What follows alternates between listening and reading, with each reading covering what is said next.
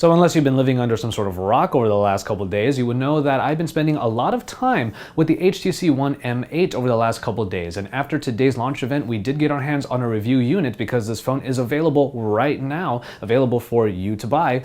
We wanted to put it through a few more paces before we get started on our full review and tell you what top 5 features we're most excited about when it comes to handling this brand new device. So it's Josh Vergara from Android Authority. What's going on, everybody? And this is our top 5 features on the HTC One M8.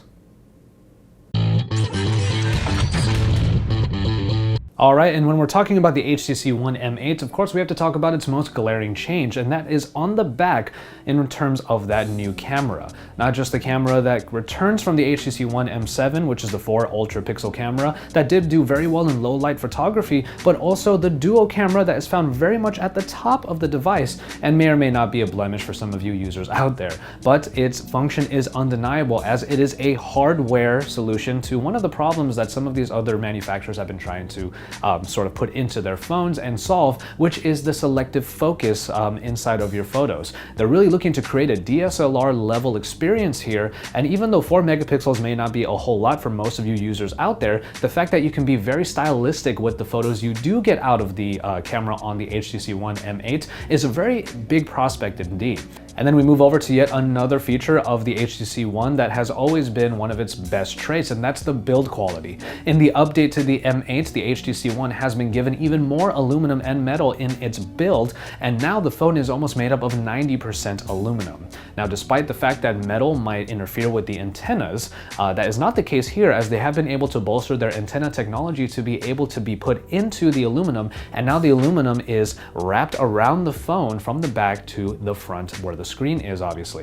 That results in a very nice feel that is different from the more rigid feel of the original HTC One. After that, the screen has also been bumped up to 5 inches, which is more in line with current flagships, which does make the phone a little bit larger all around, but it is still a very narrow device, and with the curve on the back and the nice smoothness on the sides, this is actually not that hard of a phone to handle, even with that extra girth on the top and bottom. But then again, those are the boom sound speakers. Speaking of the boom sound speakers, they have been enhanced in this new version of the HTC One. The amplifiers in either of the top or bottom of the boom sound front-facing speakers have been given a 25% volume boost, allowing this to really be sort of a replacement speaker, or rather, if you're going to be sharing your media with anybody else, you should be able to share it easily with anybody that is in at least close proximity, because this thing can probably get really loud. And then our next feature that we're really excited about is the improvement to Sense 6, or they called it Sixth Sense, because ultimately the operating system is trying to give you the information you need without you having to go searching for it. And that starts with Blink Feed. Blink Feed has been enhanced with a different look that is not paginated the way it was before, and now is a full-on scroll with all of the tiles that are there. It looks quite elegant, and if you don't like the color that it is defaulted to in that green, you can always change it in the settings. After that, more contextualization in terms of the motion sensor. You'll be able to turn on the phone easily without having to reach to the top for that power button. These are just very nice enhancements to the Sense UI that takes what is already an attractive package that is also useful and makes it even more useful for the general consumer.